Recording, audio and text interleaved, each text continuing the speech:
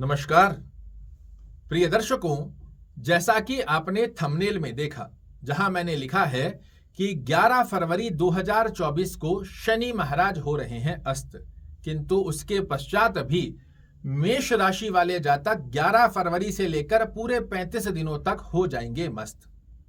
अब आपके मन में प्रश्न आएगा कि सब तरफ के कार्यक्रमों में तो ये बताया जा रहा है कि मेष राशि वाले जातकों के लिए शनि महाराज का अस्त होना अच्छा नहीं माना जाएगा, एकदम से मेष राशि वाले जातकों की तो दुनिया ही रुकने वाली है।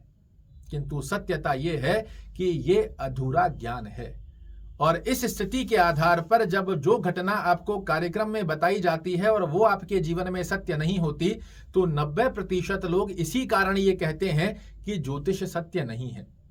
जबकि सत्यता यह है, जो आपको जानकारी दे रहे हैं इनमें कुछ ना कुछ कमी है। एक सिंगल ग्रह के बेस के ऊपर आपको प्रेडिक्शन देना प्रारंभ कर देते हैं। फरवरी और मार्च की गतिविधियां अन्य ग्रहों के आधार पर किस प्रकार के फल दे रही है, इसको कोई आपको बताएगा ही नहीं। यहां शनि महाराज अस्त होने के पश्चात भी मेष राशि वाले जातकों को फरवरी और मार्च की गतिविधि में श्रेष्ठ कारक लाभ की स्थितियां ये आपकी कुंडली के 2 ब्रह्म कारक ग्रह एक्टिवेट कर दे रहे हैं। और मेष राशि वाले जातकों के उन व्यक्तियों की कुंडली में तो बहुत ही अच्छा लाभ देखने को मिलेगा जिनकी कुंडली में शनि महाराज 6वें घर में, 8वें घर में, 12वें घर में, या जहां 1 नंबर लिखा है मेष राशि में नीच के होकर बैठे हैं। उन लोगों का जो पैर पकड़कर शनि महाराज खड़े थे, जब ये अस्त हो जाएंगे तो आपको तो रिलीफ मिलेगा ही मिलेगा। जो बार बार आपके कार्य रुक रहे थे उनमें आपको एक सफलता के नए आयाम प्राप्त होंगे ही होंगे। किंतु जिन लोगों की कुंडली में शनि महाराज अच्छे भाव में भी बने हुए हैं, उनकी जिंदगी नहीं रुकने वाली। क्यों नहीं रुकेगी? क्योंकि आपकी कुंडली के लग्नेश, जिनके हाथ में आपकी कुंडली का सीएम पद बना हुआ है, वो रुचिक महापुरुष राजयोग बना चुके हैं। कल से ही 5 फरवरी से यहां मंगल महाराज रुचिक महापुरुष राजयोग बनाकर दिग्बली हो जाएंगे। सेनापति का पद प्राप्त किए हुए जब लग्नेश कर्म भाव में आते हैं, ये जबरदस्त लाभ देते हैं। एक महानुभाव ने मेरे पास किसी का वीडियो साझा किया था, उसमें बताया कि आप कह रहे थे कि मेष राशि के लिए बहुत अच्छा होगा, बट ये अमुक व्यक्ति का जो कार्यक्रम मैं आपको भेज रहा हूं, ये तो कह रहे हैं कि मेष राशि वाले जातकों की तो जिंदगी ही रुकने वाली है। आपके कर्म क्षेत्र में स्टॉप ही लग जाएगा। अब आपका मन ही नहीं करेगा काम करने का, घर पे सोते रह जाओगे। ऐसे ऐसे शब्द इसे यूट्यूब फेसबुक पर कार्यक्रम बनाने वाले लोग यूज करते हैं। यहां जब सेनापति खुद अपनी कर्म भाव की स्थिति को एक्टिवेट करेगा, आपको कर्म क्षेत्र में जबरदस्त लाभ की स्थिति बनाता है। और एक बात ध्यान जरूर से रखिएगा, मेष राशि मेष लग्न वाले जातकों के लिए शनि समग्रह होता है, यह कारक नहीं है। समग्रह का फल कैसा होता है? जैसे आप कार्य करते हो उस प्रकार से फल देना।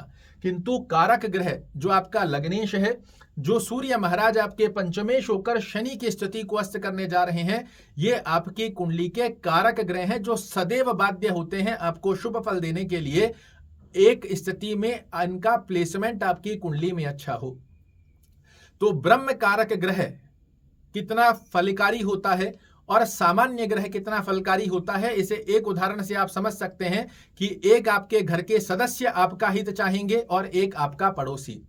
और यहां मेष लग्न वाले जातकों के लिए जब शनि महाराज समग्रह होते हैं, इसमें किसी प्रकार का डाउट नहीं है कि जिनकी कुंडली में अच्छे भाव में बने हुए हैं उनके लिए कमजोर होने जा रहे हैं। किंतु मेष राशि के उन लोगों के लिए बहुत ही अच्छा लाभ निकल कर आएगा जिनकी कुंडली में शनि पीड़ित अवस्था में है, शनि की दशांतर दशा चल रही है और नॉन फेवरेबल स्थिति में शनि महाराज बने हुए हैं। उनके लिए 35 दिन बहुत बड़ी राहत दे रहे हैं।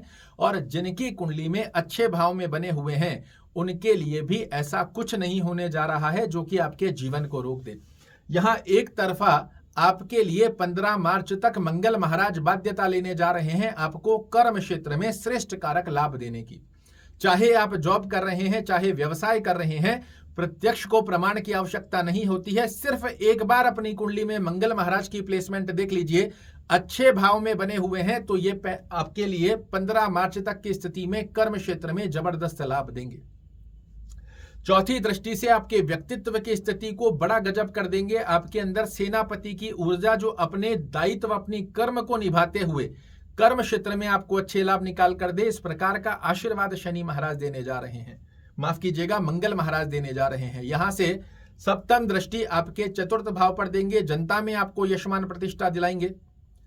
आपको माता के स्वास्थ्य से संबंधित या माता से अंडरस्टैंडिंग रिलेटेड इशू देखने को मिल रहे हैं, वो समाप्त होंगे। पैतृक संपत्ति और भौतिक सुखों में वृद्धि करेंगे और अष्टम दृष्टि से आपको आकस्मिक लाभ की गतिविधियां बना कर देंगे। वहीं सूर्य महाराज जब शनि को अस्त कर देंगे तो अपने घर को देख रहे हैं और आपकी कुंडली में किस भाव के स्वामी हैं? पंचम भाव के। आकस्मिक लाभ की गतिविधियों को आपके पक्ष में लाकर खड़ा करना। जो विद्यार्थी विद्या प्राप्त कर रहे हैं, कंपटीशन की तैयारी कर रहे हैं, उनको सफलता का योग दिलाना।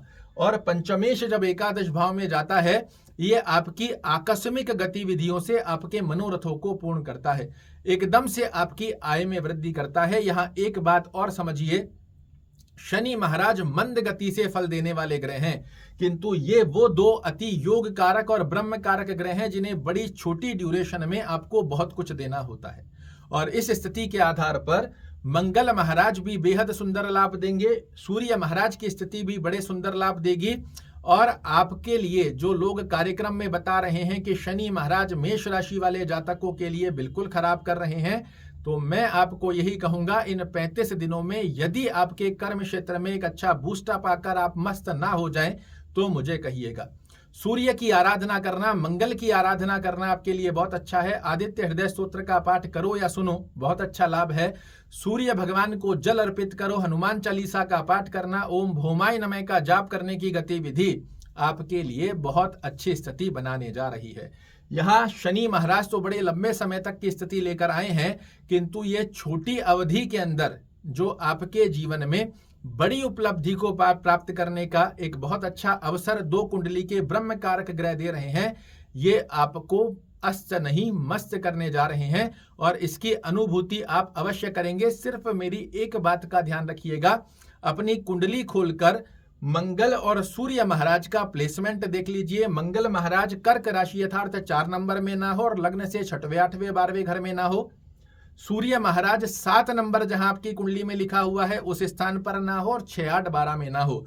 उसके पश्चात शनि महाराज की अस्तगत अवस्था आपको परेशानी नहीं, अपितु ये दो ब्रह्म कारक ग्रह इन 35 दिनों के अंदर आपको वो बड़ा लाभ देकर जा सकते हैं जो शायद आपने सोचा भी ना हो। आशा करता हूं मेरे द्वारा दी गई ये जानकारी आपको पसंद आएगी। कल फिर से एक नई जानकारी लेकर आपके सामने उपस्थित होऊंगा। तब तक के लिए नमस्कार।